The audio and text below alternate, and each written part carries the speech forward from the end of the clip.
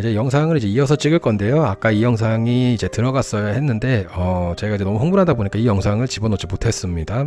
그래서 이제 이어서 찍을 건데, 자, 지금 보시는 차트는 이제 상해 종합 지수고요. 자, 요 같은 경우는 중국 주가 지수 볼 때 이제 상하이 종합 지수, 상하이가 상해입니다.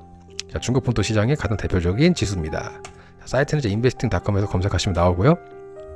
제가 이러한 이제 선을 다 그려놨습니다. 평행선 그려놓고, 자, 이러한 이제 초록색 선에서 이제 저항을 쭉쭉쭉 받다가 이걸 뚫자마자 이러한 이제 상승 패턴이 나와주는데, 마찬가지로 여기서도 이렇게 쭉쭉쭉 저항을 받아주다가, 그죠? 참고로 주봉이에요. 자, 저항을 받다가 여기서도 이제 저항을 받죠. 그러면서 이제 뚫어주면서 이제 상승을 해줍니다. 쭉. 자, 그러면서 이러한 박스권을 돌파하고 나서 어때요? 쭉 크게 상승을 해주죠. 돌파 지지받고 쭉 상승을 하고, 자, 요러한 자리에서 사실 요러한 자리가 이제 나왔을 때, 이 박스권에서 이러한 도파가 나왔을 때 어떠한 호재가 있었을 겁니다. 그리고 나서 여기서 이제 하락을 줄 때 여기서 사실 고점 찍고 내려와야 되는데 상승을 하죠. 자, 그러면은 이제 요런 데에 어떠한 자본이 들어갔다. 거래량이 딱 많아지죠. 그렇죠. 자, 어떠한 큰 자본이 들어갔을 가능성이 높다. 자, 그러면서 쭉 상승을 해줍니다. 자, 왜 상승해요? 더 올라갈 줄 알고, 여기가 이제 심리적 고점이거든. 그걸 이제 뚫고 올라가 줄 때, 요때 개미 투자자들이 집중해서 공략을 하죠. 대부분 요때 들어가요. 자, 그리고 나서 어떻게 된다? 급하게 올라간 것은 급하게 내려오기 마련이다. 자, 지금 보면은 지금 약 6천 심리적인 구간, 이런 땡땡땡땡 이런데 6124를 터치를 하고 내려왔는데, 아마 6000까지 갈 것이라고 생각을 했지만 살짝 뚫고 내려왔어요. 자, 그러면서 아마 이제 여기서 산 사람들이 많았겠죠. 아마 이런 데에 산 사람들, 집 팔아서 영혼 팔아서, 그리고 영혼까지 끌어모아서 산 사람들이 이제 이런 데입니다. 그래서 여기서 이제 하락을 해주고 반등을 할 때 이 사람들은 당연히 이 사람들의 체감은 요 부분이에요. 요 부분. 이 사람들은 체감상 요 부분이다. 그래서 체감으로 느끼기에 이 사람들이, 여기에 투자한 사람들은요, 차트를 보고 투자한 사람들이 아닙니다. 옆 사람이 해서, 저 사람이 해서, 내 지인이 몇 천만 원 벌었다고 해서, 그래서 투자하는 사람들이거든요. 자, 그리고 나서 이렇게 내려오고 반등이 나왔을 때 반등이 나왔지만 전 고점을 돌파를 하지 못하고 쭉 내려가죠.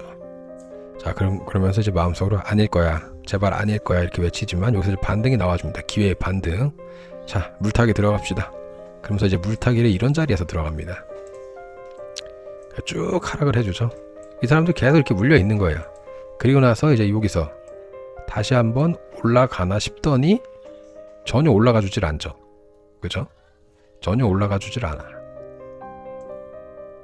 자, 똑같다고. 그러면서 고점이 점점 낮아지는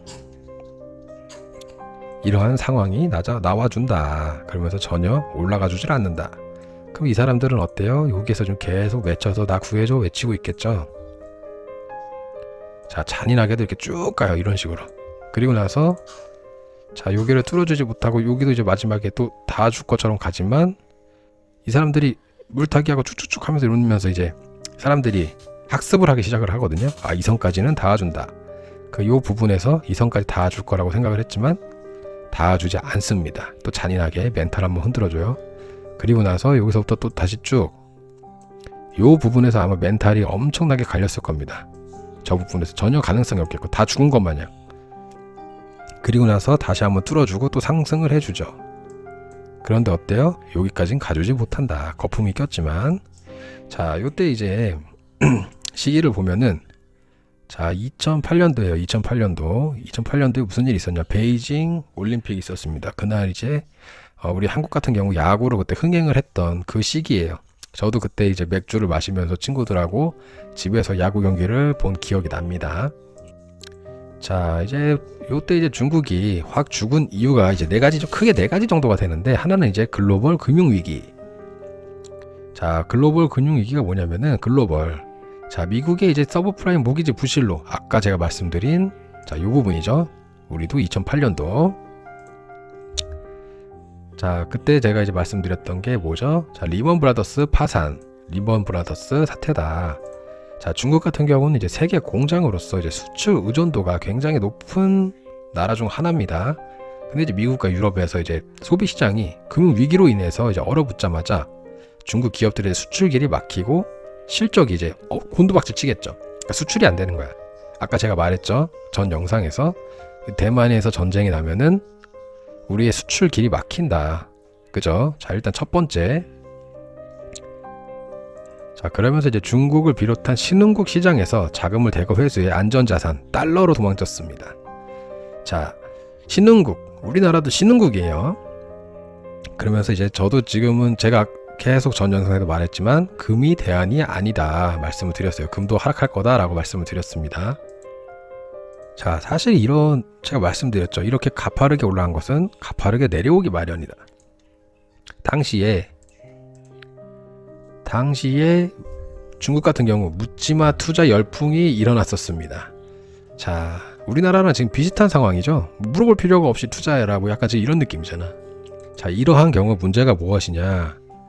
엄청나게 작은 충격에도 이러한 버블이 무너지기 마련이다.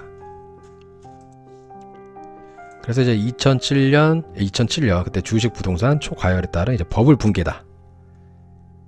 자, 이게 두 번째 이유고요. 자, 이러한 부분을 막기 위해서 자, 중국 당국은 당시에 이제 금융 위기가 본격화되기 직전까지 자, 증시 과열로 요런 이제 인플레이션을 잡아야 하기 때문에 금리 인상을 한 거예요. 금리 인상을 빠르게 이제 금리 인상을 마구 했는데 그렇게 되면 어떻게 돼요? 대출 받아서 부동산을 산 사람들, 대출 받아서 주식 산 사람들.